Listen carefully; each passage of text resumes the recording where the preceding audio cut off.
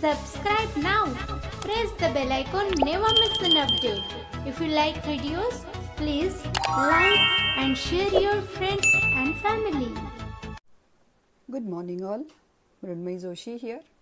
In today's English grammar session, let us discuss adverb phrases. ADVERB phrases. नमस्कार, मी मृण्मयी जोशी बोलते आहे. आजच्या आपल्या इंग्रजी व्याकरणाच्या पाठात आपण क्रियाविशेषण उपवाक्य किंवा वाक्यांशाबाबत शिकणार आहोत. तर ॲडवर्ब फ्रेजेस म्हणजे क्रियाविशेषण उपवाक्य. ॲडवर्ब म्हणजे क्रियाविशेषण. So what do the adverb phrases do? They do the work of adverbs, that is they describe or modify a verb. क्रियाविशेषणाचं काय काम असतं तर वाक्यातलं जे क्रियापद आहे त्याच्याविषयी जास्त माहिती सांगणं किंवा त्याला मॉडिफाय करणं असं म्हणतात. तर हे काम क्रियाविशेषणाचं असतं. तर असे आपण आता ॲडवर्ब फ्रेजेस बघणार आहोत. एक्झाम्पल घेऊया. Rama ran quickly. Okay, Rama ran quickly. आता ह्याच्यात वर्ब आहे रॅन. सो ही क्रिया कशी आहे, हाऊ हा प्रश्न विचारला तर उत्तर येतं क्विकली. तर क्विकली हे ॲडवर्ब आहे किंवा क्रियाविशेषण आहे. तर जेव्हा एखाद्या वाक्याचं आपल्याला ॲडवर्ब फ्रेज लावून एखादं वाक्य करायचं असतं, क्विकली म्हणजे काय तर with great speed. So Rama ran with great speed म्हणजेच क्विकली. तर ॲडवर्ब फ्रेजेस जे असतात ते do the work of adverbs, that is they describe or modify a verb. पहिलं वाक्य जे आहे रमा रॅन क्विकली, तर हे वाक्य जर आपल्याला ॲडवर्ब फ्रेजमध्ये ॲडवर्ब फ्रेज असलेलं वाक्य निर्माण करायचं असेल तर Rama ran with great speed. आता इथं एक गोष्ट लक्षात घ्यायची आहे तर की प्रत्येक वाक्य ह्या दृष्टीनं थोडंसं वेगळं असणार आहे. तर क्विकली म्हणजे विथ ग्रेट स्पीड, हेच क्विकली काही लोक वेगळ्या तऱ्हेने डिस्क्राईब करतील. सो ॲडवर्ब फ्रेजेस जी आहे ते प्रत्येकाचे थोडे वेगळे असू शकतात. ते जे वर्ब काय करतं कसं करतं हे जे आहे तर त्यात थोडासा प्रत्येक वाक्यांच्यात प्रत्येकजण जे काही वाक्य करेल विथ ॲडवर्ब फ्रेज त्यात थोडी तफावत असू शकते. सेकंड वाक्य बघूया. ही आन्सर्ड रूडली, RUDELY, उद्धटपणे. रूडली म्हणजे उद्धटपणे. ही आन्सर्ड रूडली. आता रूडली तुम्ही डिस्क्राईब कसं कराल तर हेच वाक्य विथ ॲडवर्ब फ्रेज जर करायचं असेल तर he answered in a very rude manner. Rudely म्हणजे in a very rude manner. So in a very rude manner is the adverb phrase. He does his, next वाक्य आहे he does his work carelessly, CARELESSLY. Carelessly म्हणजे निष्काळजीपणे.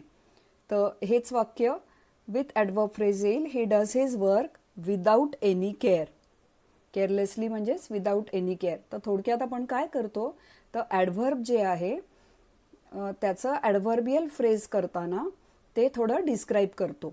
आता adverb generally ओळखायचं कसं असतं तर वर्बला जेव्हा तुम्ही प्रश्न विचारता how, generally how, in what manner, तर त्याचं जे उत्तर येतं ते असतं ॲडवर्ब. आणि मोस्टली, कायम असं नाही पण mostly it has LY added to it.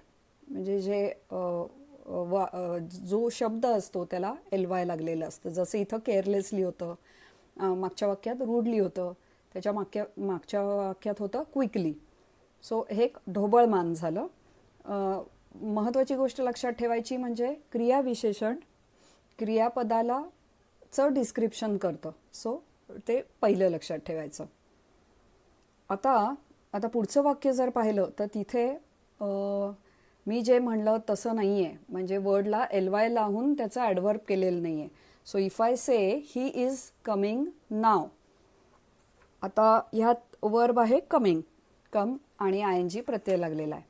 Coming इथे आपण कधी म्हणजे व्हेन असा प्रश्न विचारला तर उत्तर येतं नाव. सो नाव हे आहे इथे ॲडवर्ब आणि ते तुम्ही कसं डिस्क्राईब कराल ॲट धिस मोमेंट किंवा at this very moment. He is coming at this very moment. तर हे झालं ॲडवर्बियल फ्रेज. आता you can buy it everywhere. इथंही एव्हरीवेअर ॲडव्हर्ब सारखं वापरलेलं आहे. Buy where, buy everywhere. तर आता ॲडव्हर्बियल फ्रेज असलेलं वाक्य करायचं झालं तर you can buy it in all places. All places म्हणजेच एव्हरीवेअर. मी परत रिपीट करते, हे आपण सगळं का शिकतोय तर जेव्हा आपण ट्रान्सफॉर्मेशन्स करणार आहोत सिम्पल टू कॉम्प्लेक्स किंवा कॉम्प्लेक्स टू परत सिम्पल किंवा कंपाऊंड, तर इथे हे सगळं adjective phrases, noun phrases, adverb phrases उपयोगाला येणार आहे. त्यामुळे हे आता शिकून लक्षात ठेवायच्या आहेत या गोष्टी. आता हे जसं मी सांगितलं तसे आणखीन काही मी वर्ड्स सांगते की जे तुम्ही डिस्क्राईब करू शकाल विथ ॲडवर्बियल फ्रेज. ब्रेवली, हा ब्रेवली हे जे ॲडवर्ब आहे ते तुम्ही कसं डिस्क्राईब कराल विथ ब्रेवरी. अनवाइजली, UNWISELY, अनवाइजली म्हणजे इन ॲन अनवाईज मॅनर किंवा विदाऊट विजडम असं सुद्धा होऊ शकेल. नेक्स्ट कसं आहे ब्युटिफुली. आता ब्युटिफुली हा वर्ड तुम्ही कसा डिस्क्राईब कराल ॲडवर्बियल फ्रेजने? इन अ ब्युटिफुल स्टाईल किंवा in a beautiful manner, in a beautiful fashion. Swiftly, in a Swift manner और विथ स्विफ्टनेस. तर हे आपण ॲडव्हर्बचं ॲडवर्ब शोधून त्याचं ॲडवर्बियल फ्रेज, ॲडवर्ब फ्रेज कसं केलं ते पाहिलं.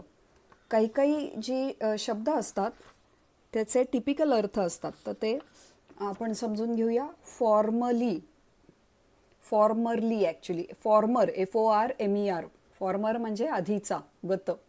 फॉर्मरली म्हणजे इन फॉर्मर टाइम्स किंवा वन्स अपॉन अ टाइम असं त्याचं ॲडवर्ब फ्रेज करताना त्याचं रूपांतर होणार आहे. रिसेंटली, आता हा शब्द आपण खूप वापरतो, recently. We talked recently, we met recently, RECENTLY, नुकतंच. सो रिसेंटली तुम्ही ॲडवर्बियल फ्रेजमध्ये कसं डिस्क्राईब कराल तर just now or at recent date, in recent times. तसंच सून हा जो शब्द आहे SOON, तो जेव्हा वर्बच्या पुढं येऊन क्रियाविशेषणासारखा काम करतो तेव्हा तो त्याचा ॲडवर्बियल फ्रेज कसं करायची तर सून म्हणजे ॲट अर्ली डेट किंवा ॲट अर्ली टाईम. तसंच काही जे शब्द आहेत स्थानदर्शक जसे आहेत देअर, तर देअर म्हणजे ॲट दॅट प्लेस असं तुम्ही डिस्क्राईब करू शकता ॲडवर्ब फ्रेजमध्ये. किंवा अवे हा जो शब्द आहे ही रॅन अवे, अवेचं तुम्ही म्हणा टू अनदर प्लेस किंवा ॲट अनदर प्लेस. ॲब्रॉड, जेव्हा हा ॲडवर्ब सारखा वापरला जातो तेव्हा त्याची ॲडवर्बियल फ्रेज कशी कराल तर ॲब्रॉड म्हणजे इन अ फॉरेन कंट्री. तर आज आपण ॲडवर्ब्स म्हणजे क्रियाविशेषण पाहिली आणि ॲडवर्बियल फ्रेजेस एखाद्या शब्दापासून कशा करायच्या हे एक्झाम्पल सकट बघितलेलं आहे. आता ॲडवर्बियल फ्रेजेस जे असतात किंवा ॲडवर्ब क्लॉजेस जे असतात असं आपण म्हणूया, ॲडवर्ब क्लॉज म्हणूया आपण आता. तर ही ॲडवर्ब क्लॉजचे प्रकार असतात जसं की adverb clause of time, adverb clause of place, purpose, cause or reason, condition आणि कॉन्सिक्वन्स. तर हे सगळे प्रकार जे आहेत ॲडवर्ब क्लॉजेसचे ते आपण फोर्थकमिंग म्हणजे पुढच्या सेशन्समध्ये शिकणार आहोत. तर आज आपण ॲडवर्ब फ्रेजेस म्हणजे काय ते पाहिलं, ॲडवर्ब कसं ओळखायचं आणि त्यापासून ॲडवर्ब फ्रेज कशी तयार होते. So that's all for today's session. Thank you, धन्यवाद.